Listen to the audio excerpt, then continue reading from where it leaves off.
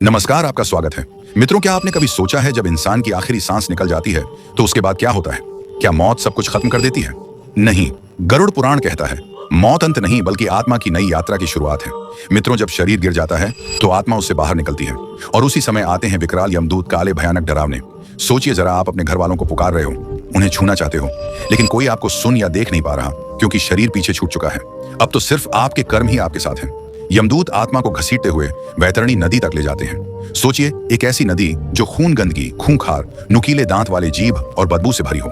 मित्रों, अगर आपने जीवन भर गाय का सम्मान किया है तो उसकी पूंछ आपका सहारा बनती है और आप आसानी से उस नदी को पार कर जाते हैं। लेकिन अगर आपने गाय का अपमान किया, उसे सताया, उसका मांस खाया, तो वही नदी आपकी कब्र बन जाती है। आप डूबते रहते हैं, घुटते रहते हैं, लेकिन कोई सहारा नहीं मिलता। क्या आपने कभी सोचा है, जीवन भर का एक एक कर्म यहाँ हमारी नौ बन सकता है या हमारा बोझ? नदी पार करने के बाद आत्मा पहुंचती है यमराज के विशाल दरबार में। चित्रगुप्त सामने बैठे होते हैं, हाथ में कर्मों का वही खाता लिए।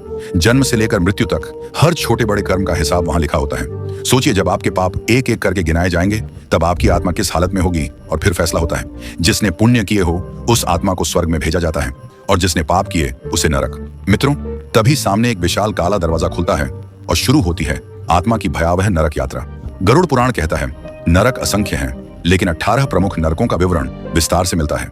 आइए अब एक एक करके इन्हें समझते हैं। मित्रों, वीडियो में आगे बढ़ने से पहले आपसे निवेदन है कि गरुड़ पुराण की इस महान कथा को आधा अधूरा सुनने की गलती ना करें।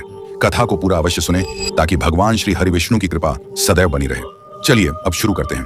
तामिश्र नरक। मित्रों, सोचिए, अगर आपने किसी को धोखे से लूटा, उसकी इज्जत छीनी, तो यहाँ तामिश्र नरक में आपका ठिकाना है। चारों तरफ गहरा अंधेरा, आत्मा लोहे की मोटी जंजीरों में जकड़ी हुई। यमदूत उसे दीवारों से पटकते रहते हैं, उसे मारते पीटते हैं। यातना इतनी कठोर होती है कि आत्मा बार बार चिल्लाती है, पर कोई सुनने वाला नहीं होता। क्या आपने कभी सोचा है, जिस इंसान को आपने रुलाया वही आंसू यहाँ आपके लिए आग बन जाते हैं? अंधता मिश्र नरक यहाँ उससे भी अधिक गहरा अंधकार है। जो लोग अपने परिवार को, बच्चों को प्यार और सुरक्षा नहीं देते, उन्हें यहाँ फेंका जाता है। उनकी आंखों में नुकीले गर्म तार डाल दिया जाता है। सोचिए, एक पल भी रोशनी ना मिले तो क्या होगा? यहाँ तो जन्म जन्मांतर तक अंधेरा ही अंधेरा है। इसलिए मित्रों, जब तक जीवन है तब तक अपने अपनों का कद्र करो, उनकी इज्जत करो, क्योंकि मरने के बाद सिर्फ पछतावा ही रह जाता है। दोस्तों, गरुड़ पुराण में एक भयानक नरक का वर्णन मिलता है। प्रौरव नरक कहते हैं यह नरक कभी शांत नहीं होता। यहाँ हर पल डरावनी चीखें और दर्द से भरी आवाजें गूंजती रहती हैं। चारों तरफ ऐसे भयंकर जीव रहते हैं जो पापी आत्माओं को टुकड़े टुकड़े कर नोच नोच कर खाते रहते हैं। यह नरक खासकर उन लोगों के लिए है जिन्होंने किसी निर्दोष को सताया हो, किसी को बेवजह रुलाया हो या अपनी ताकत का गलत इस्तेमाल करके दूसरों पर अत्याचार किया हो। सोचिए, जब कोई बेबस इंसान आपके हाथों पीड़ित होता है तो उसकी चीखें, उसकी पुकार यूं ही हवा में नहीं खो जाती।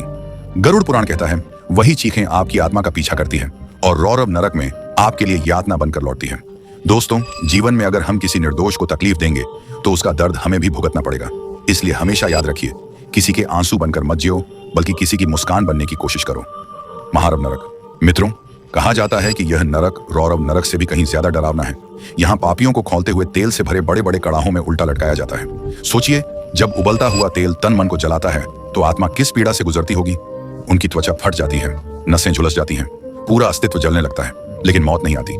आत्मा बार बार उसी दर्द को सहती रहती है। महार और नरक उन लोगों के लिए है जिन्होंने दूसरों को बेवजह सताया, निर्दोषों पर जुल्म ढाए और अपने स्वार्थ के लिए दूसरों का जीवन नरक बना दिया। कुंभी पाक नरक गरुड़ पुराण में कहा गया है। यह नरक खासकर उन लोगों के लिए है जो अपने माता पिता का अपमान करते हैं, उनकी सेवा नहीं करते या गुरुजनों की आज्ञा का पालन नहीं करते। जब ऐसी आत्माएं मरने के बाद यमलोक पहुंचती हैं तो यमदूत उन्हें पकड़कर खौलते हुए तेल से भरे विशाल घड़े में डाल देते हैं। सोचिए, उबलते हुए तेल में गिरना, जहां पूरा तन मन जलता है, नसें टूटती हैं, लेकिन फिर भी मौत नहीं आती। यह कैसा भयावह कष्ट होगा।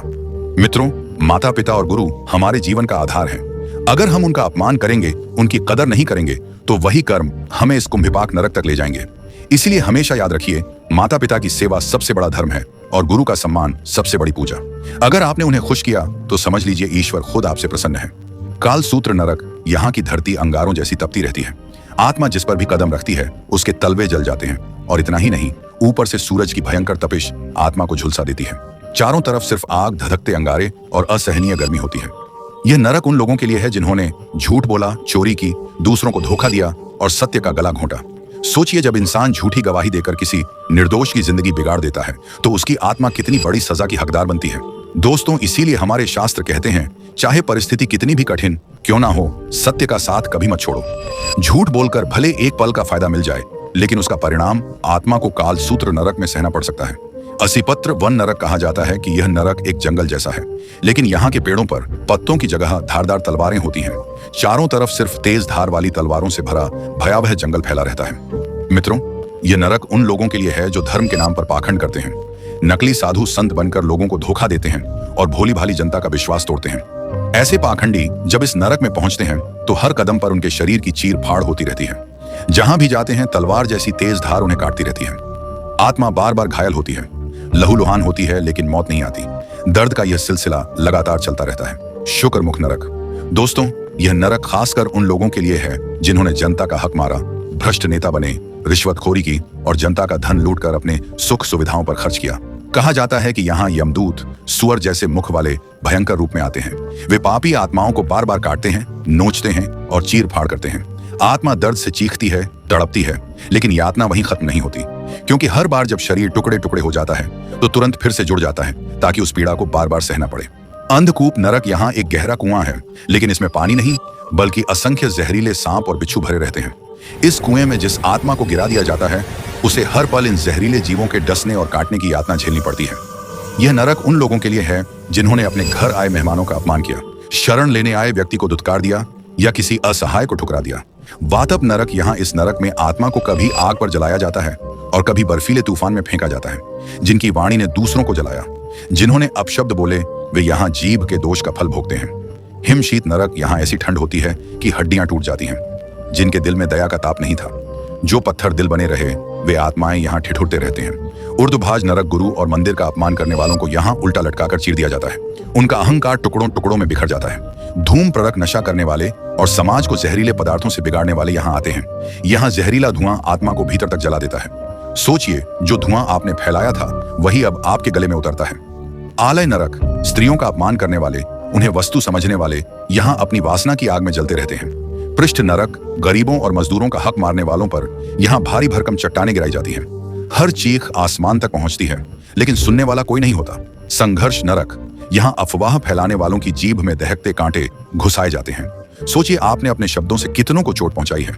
तपन और महातपन नरक। यहाँ अग्नि की पीड़ा चरम पर होती है। जो धर्म गुरुओं और तपस्वियों को सताते हैं वे लगातार जलते रहते हैं। त्वचा गलती है, नसें फटती हैं, लेकिन मौत नहीं आती। सांसार नरक। यहाँ खौलते लावे की नदी है। व्यभिचारी और परिवार नाशक लोग उसमें डूबते जलते रहते हैं।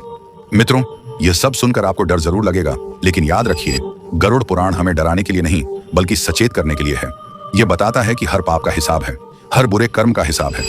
इसलिए जीवन में पाप और बुरे कर्म से बचते रहिए। मित्रों, यदि यह जानकारी आपको पसंद आया हो तो वीडियो को ज्यादा से ज्यादा शेयर करें और कमेंट में जय श्री हरि विष्णु अवश्य लिखें।